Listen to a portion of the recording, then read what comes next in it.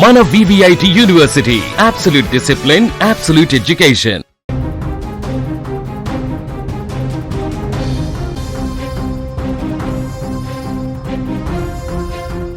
పొట్టకోటి కోసం ఊరు కాని ఊరు వచ్చిన వలస కూలీల బతుకులు చెదిరిపోయాయి. పనులు ముగించుకొని వారు ఉంటున్న స్థావరాలకు సంతోషంగా బయలుదేరిన కూలీల బతుకు పైన లారీ ట్యాంకర్ మృత్యు రూపంలో దూసుకువచ్చింది.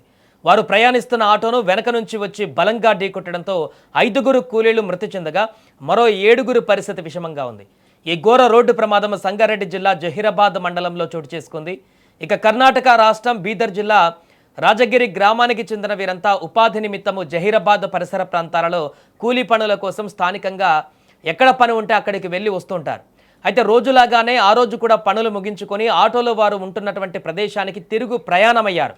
జహీరాబాద్ మండలం సత్వార గ్రామ సమీపంలోని యూటర్న్ వద్ద అతివేగంగా వచ్చినటువంటి ట్యాంకర్ లారీ వీరు ప్రయాణిస్తున్న ఆటోను వెనక నుంచి బలంగా ఢీకొట్టింది. ఈ ప్రమాదంలో తీవ్ర గాయాలైనటువంటి 5 అక్కడికక్కడే మృతి చెందగా మరో 7 తీవ్ర గాయాల పాలయ్యారు. అయితే వారి పరిస్థితి కూడా విషమంగా ఉన్నట్లు తెలుస్తుంది. ఈ ప్రమాదంతో స్థానికంగా విషాద ఛాయలు అలుముకున్నాయి. అయితే ప్రమాద సమయంలో ఆటోలో మొత్తం 14 మంది ప్రయాణికులు ఉండగా హైదరాబాద్ నుంచి కర్ణాటక వైపు వెళ్తున్న ట్యాంకర్ వేగంగా వచ్చి ఢీకొట్టింది. సమాచారం అందుకున్న పోలీసులు వెంటనే ఘటనా స్థలానికి చేరుకొని క్షతగాత్రులను చికిత్స నిమిత్తము స్థానిక ఆసుపత్రికి తరలించారు. ఈ ఘటనపైన పోలీసులు కేసు నమోదు చేసి దర్యాప్తు చేపట్టారు. ఇక ఈ ప్రమాదంలో అక్కడ ఉన్నటువంటి ఆటోలో రేఖ, శ్రీదేవి, దేవదాస్, కవిత, రేష్మ అక్కడికక్కడే దుర్మరణం చెందారు.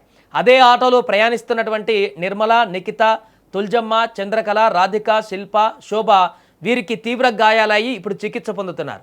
ఇక స్థానికుల సమాచారంతో పోలీసులు వెంటనే ఘటనా స్థలానికి చేరుకొని గాయపడిన వారిని జహీరాబాద్ ఏరియా ఆసుపత్రికి తరలించారు. చికిత్స పొందుతున్న వారిలో పలువురు పరిస్థితి విషమంగా ఉన్నట్లు డాక్టర్లు తెలిపారు. మెరుగైన వైద్యం అందించాలని కుటుంబ సభ్యులు కోరడంతో బాధితులను వెంటనే హైదరాబాద్కు తరలించారు. ఇక ఘోర రోడ్డు ప్రమాదం పైన ఇప్పుడు తెలంగాణ సీఎం రేవంత్ రెడ్డి కూడా తీవ్ర దిగ్భ్రాంతి వ్యక్తం చేశారు. మృతుల కుటుంబాలకు తన ప్రగాఢ సానుభూతిని తెలియజేయడంతో పాటు గాయపడిన వారికి మెరుగైన వైద్య సదుపాయాలు అందజేయాలని అధికారులను ఆదేశించారు. మరోపక్క ఈ ప్రమాదం పైన ఆరోగ్య శాఖ మంత్రి దామోదర్ రాజనరసింహ తీవ్ర దిగ్భ్రాంతి వ్యక్తం చేశారు. ప్రమాదంలో మృతి చెందిన వారి కుటుంబాలకు సానుభూతి ప్రకటించారు. ప్రమాదంలో గాయపడిన వారికి మెరుగైన వైద్య సేవలు అందించాలని ఆరోగ్య శాఖ ఉన్నతాధికారులను, సంగారెడ్డి DMHOలను మంత్రి ఆదేశించారు.